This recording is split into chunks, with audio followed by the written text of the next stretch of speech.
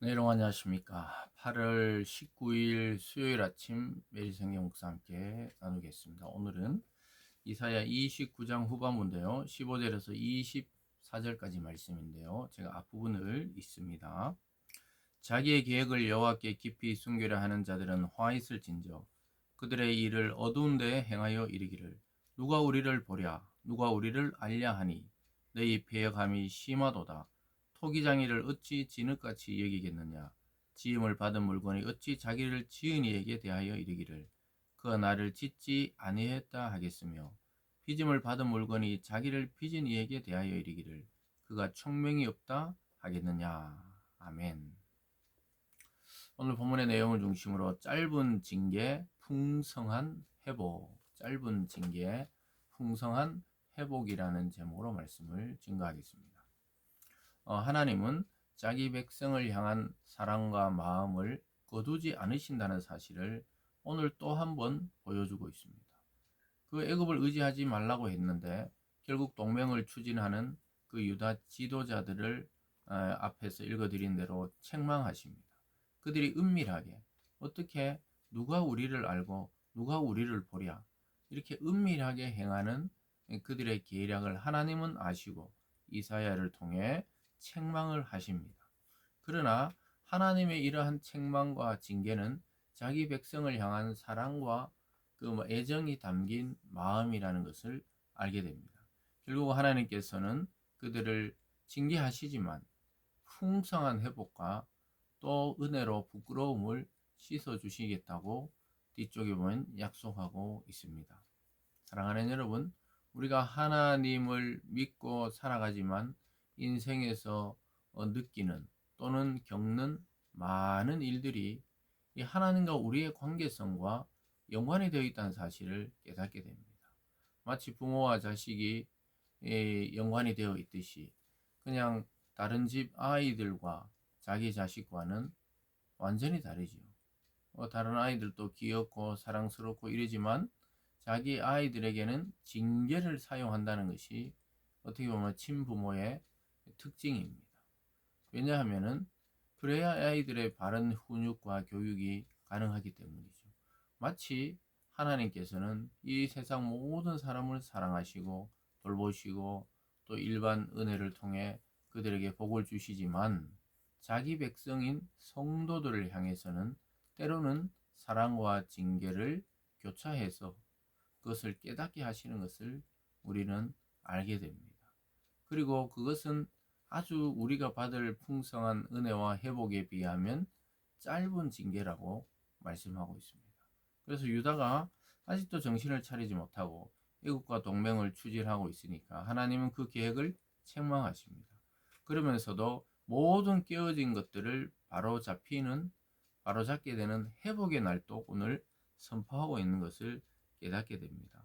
쭉 내려가다 끝에 보면 이런 말씀이 있죠. 22절부터 그러므로 아브라함을 구속하신 여호와께서 야곱 족속에 대하여 이같이 말씀하시되 야곱이 이제는 부끄러워하지 아니하겠고 그의 얼굴이 이제는 창백해지지 아니할 것이며 그의 자손은 내 손이 그 가운데 행한 것을 볼 때 내 이름을 거룩하다 하며 야곱의 거룩한 일을 거룩하다 하며 이스라엘의 하나님을 경외할 것이며 마음이 혼미하던 자들도 총명하게 되며 원망하던 자들도 교훈을 받으리라 하셨느니라. 아멘. 하나님께서 그들을 회복시키고 또 하나님에 대한 그 말씀과 하나님의 심정과 마음을 깨닫게 된다고 이야기하고 있습니다. 우리가 철이 들었다 이런 말을 쓰죠.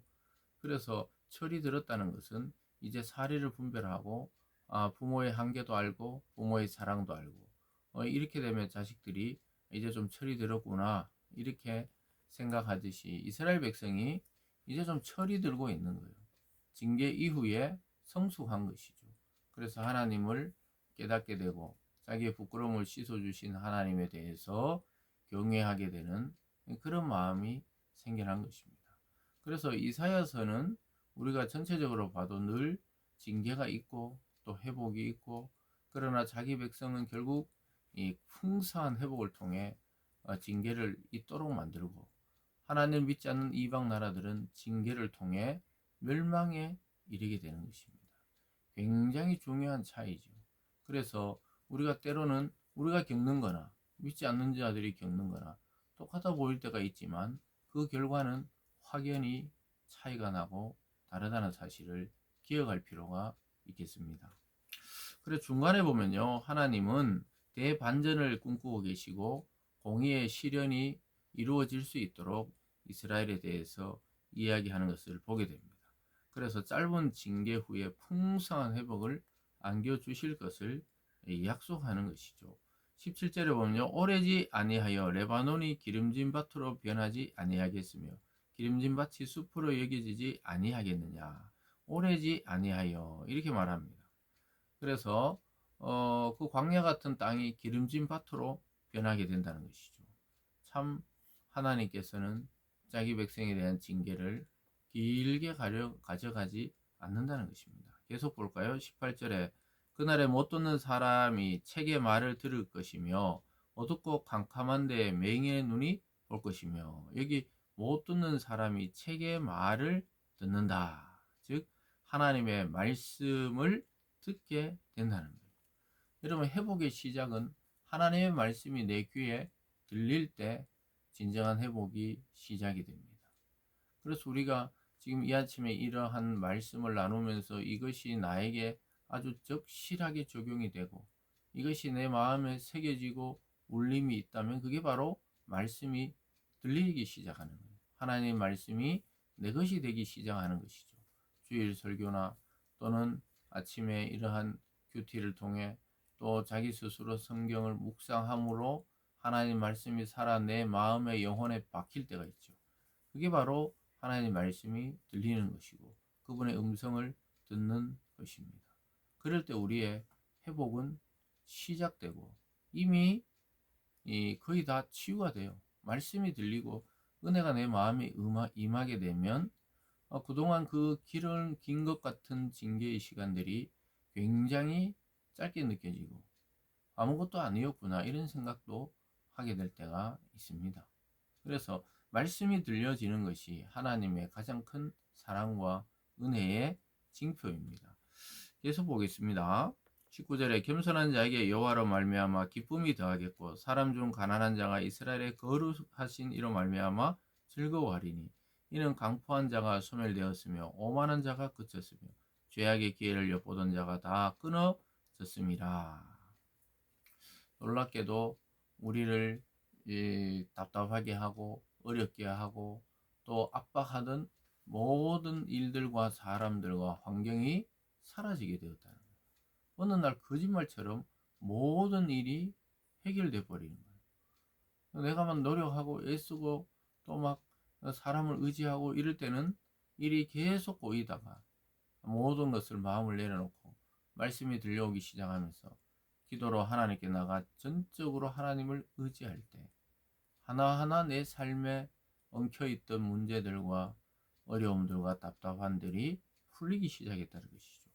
그 시작이 하나님의 말씀이 들리기 시작했을 때라고 이야기하고 있습니다. 그래서 모든 나를 강포한 자가 소멸되었다는 거예요. 우리를 괴롭히는 자가 사라지고 오만한 자들, 교만한 자들의 그 손가락질이 그쳤고 죄악의 기회를 엿보던 자들이 다 끊어졌어요. 어떻게 하면 우리를 이용하고 나를 통해 자기 이익을 가지려고 했던 그 모든 자들이 어느 날 싹 사라졌다는 거예요. 마지막에 21절에 보면 그들은 송사로 사람에게 죄를 씌우며 성문에서 판단한 자를 올무로 잡듯 하며 헛된 일로 의인을 억울하게 하느니라. 이런 자들은 다 사라지고 하나님의 공의가 실현될 날이 온다는 것이죠. 사랑하는 여러분, 오늘 말씀은 유다를 향해서 주신 말씀이지만 오늘날 우리에게 그대로 개인으로 또 가정으로 교회로 적용해 볼 수가 있겠죠. 하나님은 자기 백성을 향한 그 사랑과 그 마음을 거두시는 분이 아니에요. 징계를 해서라도 바른 길을 가게 하시고 은혜를 누리게 하시고 하나님 안에서 자유와 기쁨과 참사랑을 누리게 하시고 또 풍성하게 우리의 과거의 죄를 씻기고 풍성한 은혜를 누리게 하시려고 준비하고 계신다는 사실입니다. 오늘 이 말씀을 우리 각자에게 주시는 하나님의 말씀으로 품고 하루를 승리할 수 있기를 바랍니다. 기도하겠습니다. 사랑의 하나님 아버지 감사드립니다. 참 하나님의 은혜는 무한하시고 하나님의 징계는 한계를 두셔서 우리를 멸망으로 이끌지 않고 회복으로 이끌어 주심에 감사드립니다. 끝까지 하나님의 말씀을 의지해서 순종함으로 승리하는 저희들이 되게 하여 주시옵소서. 감사드리며 예수님 이름으로 기도드리옵나이다. 아멘.